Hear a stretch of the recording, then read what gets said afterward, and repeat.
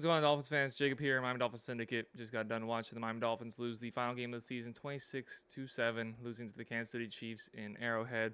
The coldest game in Miami Dolphins history is the worst game of the season for the Miami Dolphins as the season has come to an end. We are done. We are not done over here making content. We will still be making Miami Dolphins content for you guys almost every single day. But for now, gotta live with this. Live with the Dolphins losing in just absolutely abysmal fashion, as we've seen quite a lot this year when it comes to playing really good teams. So there's too much to break down for what really went wrong, because if you can name a subject, it probably went wrong. Guarding their receivers, getting first downs, third down conversion, play calling, quarterback play, rushing ability. If you can name something that has to do with playing the sport of football, there's a good chance that the Miami Dolphins struggled to do that today in a positive manner. The only touchdown of the game coming on that long touchdown to Tyreek Hill. That was a 54-yard touchdown, I believe, 53-yard touchdown. If you take away that touchdown, the Miami Dolphins had less than 150 yards on the day. In general, we had less than 200 yards on the day. Could not pick up first downs, could not move the ball. It was awful. In every sense of the word, that was awful. And like I mentioned, there is just so many fingers to be pointed at when you look inwardly at this Miami Dolphins team. You look at coaching, you look at personnel, you look at coaching on both sides of the ball. You look at even drafting the last two seasons. We haven't really had massive impact players come from the draft. Achan's the one guy, but we see against physical teams, you kind of start to lose him with his size, and naturally so. My biggest takeaway from this game is something that we've seen from the Dolphins this season, is that this team is constructed in a anti-NFL football manner. This team is constructed to beat bad teams. It's constructed to destroy them, demoralize them, make them reconsider playing the sport of football. And then when you come against good teams who understand that really all you need to do is drop your safety back, drop your linebackers back, throw off the timing of your receivers, get a hand on somebody, and you have a pretty good chance of beating this Dolphins team. You have to just be more physical. We saw that with the Titans. We saw that with the Eagles. We saw that now twice with the Kansas City Chiefs. We've seen that twice now with the Buffalo Bills. This is a team that, if you play Madden and you come against the Miami Dolphins, you're probably pretty concerned because there's just so much speed to go around. Or if you're playing with the Dolphins, you're having a great time because the speed, the elegance in which this offense can move when operated correctly is fantastic. It's beautiful. It's something you've never seen before. But it's become increasingly easy to stop. And we saw this last year at the end of the season, second half of the season, before Tua picked up his last concussion in that 49ers game, in that Chargers game, where they really just move back their secondary pieces, move back their linebackers, get a hand on Tyreek Hill or Jalen Waddle early on in the route that throws off the timing, and then there's nothing else to find with this team. The obviously most polarizing player on this Miami Dolphins team is our quarterback, Tua Tagovailoa. And, I've had my way ups and downs roller coaster. When we drafted him, I was the happiest guy in the world. And then the last two off seasons, I said that we should replace him. The way I look at Tua is he is on probation for me as a Miami Dolphins fan. Whatever he is doing in the moment is what I think of him. And in this game, 20 attempts, or 20 completions rather, 39 total attempts, 199 yards, a touchdown, interception, was sacked twice, a 64 passer rating. He is not the reason the Miami Dolphins lost the game today, but he did not do anything to make the Dolphins more likely to win. He is a product of whatever the offense is around him, for better or for worse.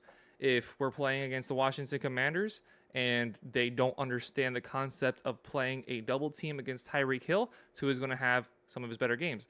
Last year against the Baltimore Ravens, when you have multiple secondary breakdowns leading to long Tyreek Hill touchdowns and other big plays in that game, he's going to have great games. But when the defense is, again, pushing a little bit back, when they're getting a hand on some of your speed guys, slowing them down, when you lose an offensive lineman, when your two wide receivers are playing but are beat up, when the play calling isn't the best, he doesn't add. He doesn't then elevate his game. His game sinks with whatever is going wrong around him. You cannot pay him $50 million. You unequivocally, undeniably cannot pay Tua $50 million. And it's either you pay him now or you roll into next season and just shrug your shoulders and say, we'll see what happens. And personally, I'd rather do that than give him $50 million in this offseason. I can't blame him for what happened today. The circumstances in which he was given weren't great. It was cold. It was negative 20 something degrees. Your two best receivers are beat up. The offense is reliant on them being healthy and them being able to get open. When both your best receivers, who are reliant on their speed, have ankle injuries, yeah, they're not going to get as open. They're not going to hit their brakes as sharply. They're not going to be in the exact same spot as you want them to be. And that's the situation that Tua was given. The play calling, again, not the best at times. We've seen that last week. We saw this week. Not the best at times. But what does he do when he's faced with that? What do other quarterbacks do? What does Mahomes do? What does Josh Allen do? What does Lamar do?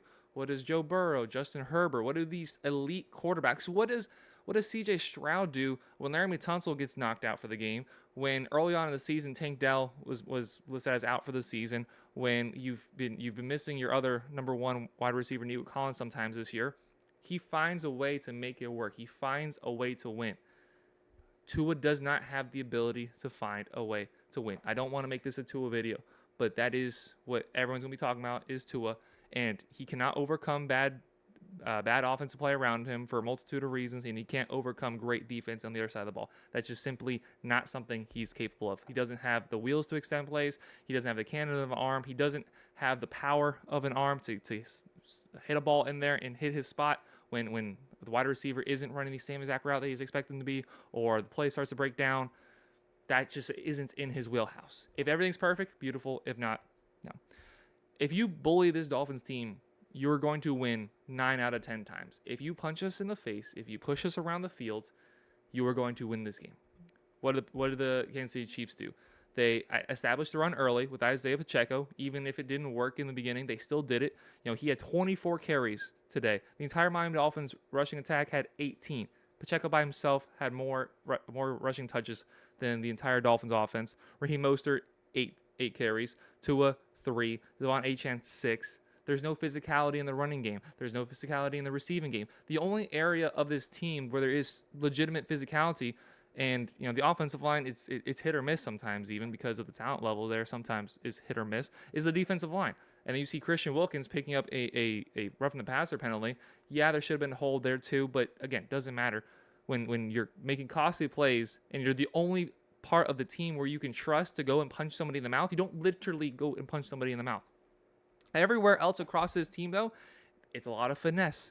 It's a lot of speed. It's a lot of pretty. It's a lot of we're smarter than everybody. This is what the NFL should go to. And in an ideal world, what the Dolphins do, if every team could do that, and that's where the NFL is, that'd be a very fun league because there'd be a lot of scoring, there'd be a lot of points. Every game would be a fireworks show, but that is not the reality of the NFL. The reality of the NFL is having to go on the road where it's cold, where your guys are beat up, and just line up against a bunch of 300-pound men, a bunch of 250-pound linebackers, and find a way to win the game. And the Dolphins, time after time, year after year, coach after coach, quarterback after quarterback, fail to do so. I'm tired. It was a long season. It had its ups. It had its downs. But here we are, stuck in the same place as we were last year, losing in the divisional or in the wild card round. Last year with a better performance with a backup quarterback. And here we are. A team that last year felt a lot better themselves than the Chiefs do right now in the Buffalo Bills. Something that I've stood by is that drafting Tua, while that it may have been a mistake, why that is certainly a mistake of drafting Tua over Justin Herbert, I was happy and I was saying, that was the right decision in a way because that led to us eventually getting Mike McDaniel, and I'd rather have the pairing of Mike McDaniel in Tua than Brian Flores and Justin Herbert. And today, after 2 seasons of play with Mike McDaniel, after 4 seasons of play with Tua, I completely disagree with that. I'd rather have Brian Flores, and I'm a guy that 10 times out of 10 hired the offensive guy over the defensive guy because that's where the league is going. However, We see now with D'Amico Ryans in Houston. We see year after year up in Buffalo, Sean McDermott with Josh Allen. If you get a top 5, top 10 quarterback mixed with a genius defensive coach that provides physicality on one side of the ball, and you have elite quarterback play on the other side, it's hard to lose. They just find ways to win. That combination finds ways to win. And if we had Justin Herbert and we had Brian Flores, this team might be a Super Bowl team. There's so many different things that goes on, but I haven't really even talked particularly about this game. This is just kind of a just compilation of things that we see time and time again. You could describe what happened this game and not mention the name Kansas City Chiefs, and you wouldn't be certain if you were talking about the Tennessee game, either Buffalo game, the Philadelphia game. It's the same story as almost every single one of our losses this season, if not every single one of our losses. Lost to a more physical team, a team that could run the ball, a team that had sound defense, a team that had a top quarterback outside of Tennessee, really. It's time and time again. We lose the same way. We win the same way. We lose the same way. They don't have a reliable receiver. They think they do in Rashee Rice. He ate us alive. 8 catches, 130, 1 touchdown. I'll talk a little bit about the game now that we're, 11 minutes probably into the video. It just felt like both sides of the ball were ill-prepared, both on offense and defense. I mean, the defense up until the red zone, the defense looked like we were giving them a police escort, like funeral-esque down the field, saying, hey, don't give up a deep shot, but here's 10 yards, here's 8 yards, here's 12 yards. But then when they got to the red zone, they did what their mantra is: bend, don't break. And the 26 points, I blame that more on the offense than I do on the defense. Just the inability to stay on the field with the offense. Season's over. It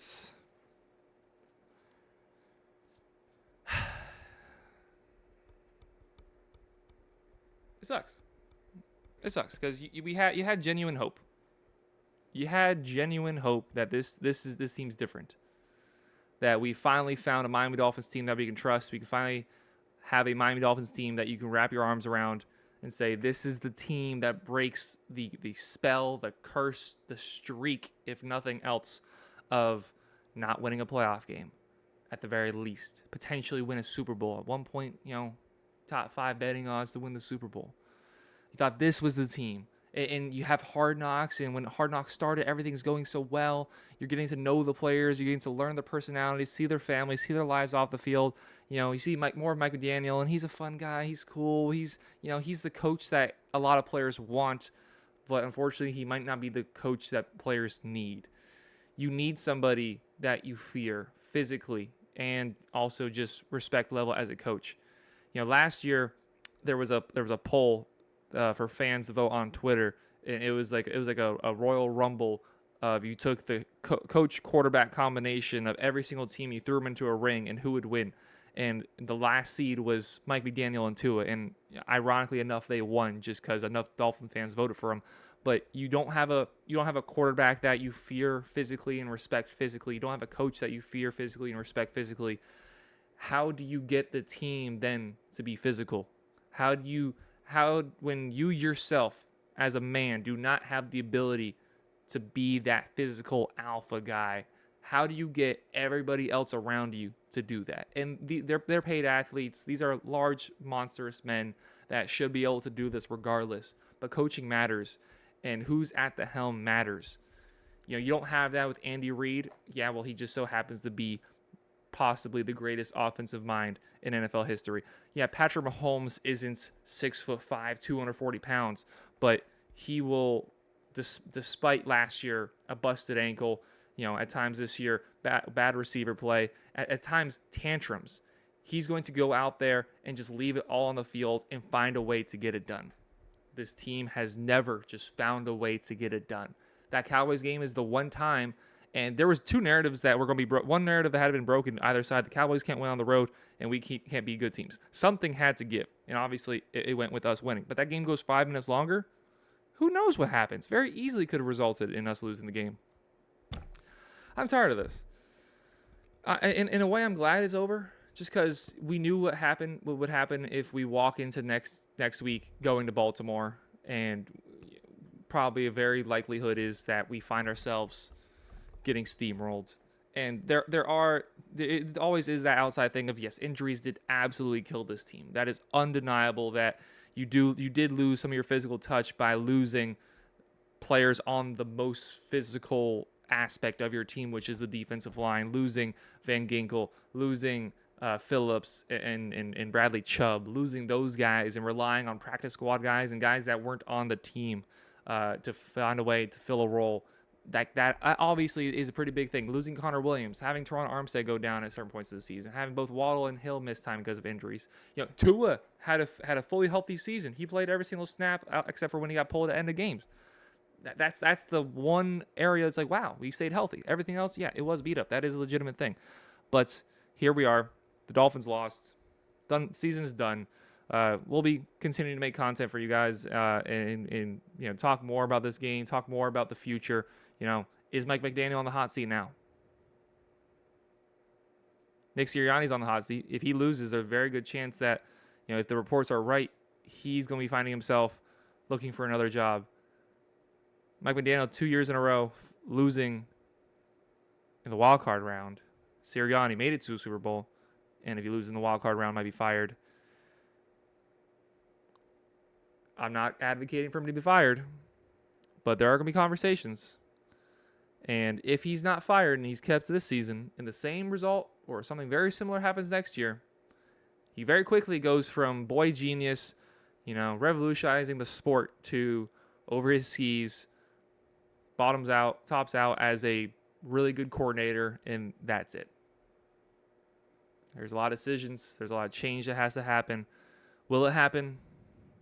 We have a few months to find out. For now, that's it for Miami Dolphins football. That's not the it for Miami Dolphins Syndicate. If you made it this far in the video, please hit that subscribe button.